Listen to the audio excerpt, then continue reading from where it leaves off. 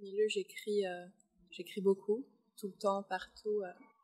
Souvent, je fabrique mes propres carnets avec des documents recyclés, coupés aussi, réduits à des formats que je peux emmener partout. Et je dessine beaucoup au stylo bic en ce moment, la nuit surtout, dans la rue.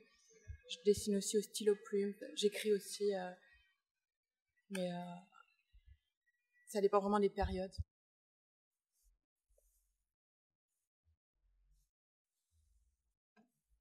C'est un peu comme si je retranscrivais ma vie sous tous les supports possibles, en forme de bande dessinée, de petits carnets, de petits dessins et d'archives énormes aussi de mes documents.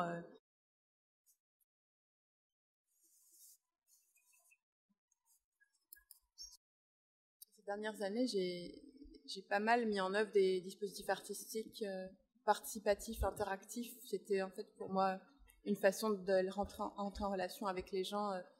Donc à la fois, souvent, ça se matérialisait sous forme d'archives exposées un peu de manière éclectique aussi, et sur des murs, parce que j'ai fait aussi pas mal de la fresque. Et donc je laissais des espaces effectivement vides pour inviter les gens à venir les remplir, composer avec moi et les faire parler aussi.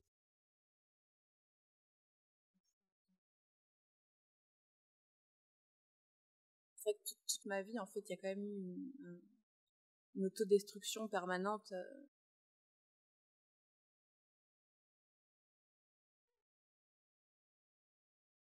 L'art était là, en fait, comme une espèce de soupape pour mieux dépasser ou en tout cas vivre avec. Et il y aura toujours cette démesure, en fait, dans mon quotidien, et que j'ai essayé finalement de me dire que j'allais toujours être comme ça et que j'allais vivre à fond et que ça allait parfois être vraiment aux limites de beaucoup de prise de risque, mais que c'était comme ça que j'étais bien, en fait. Et à côté de ça, j'ai tout un tas de projets qui sont complètement détachés aussi, plus en lien avec la société, le monde, et où je suis pas le centre du sujet.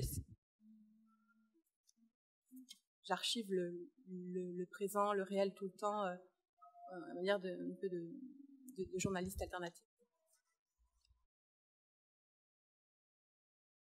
La nuit, j'ai beaucoup de mal à dormir depuis pas mal d'années.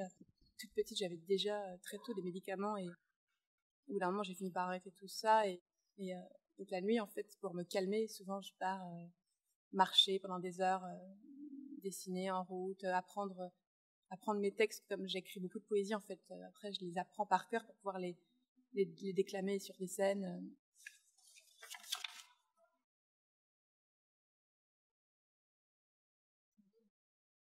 La semaine prochaine, en fait, je commence un cycle d'ateliers à l'hôpital Saint-Louis avec des adolescents dans un service d'hématologie avec le Labo des Histoires. Et en fait, je vais proposer des ateliers d'écriture créative qui vont prendre plusieurs formes, à la fois journal de bord autobiographique, bande dessinée, poésie, slam, chanson. Et en fait, je vais leur proposer vraiment de parler du quotidien à l'hôpital, de l'intime ou pas d'ailleurs, enfin, soit raconter ce qui se passe ou comment ils le vivent, ou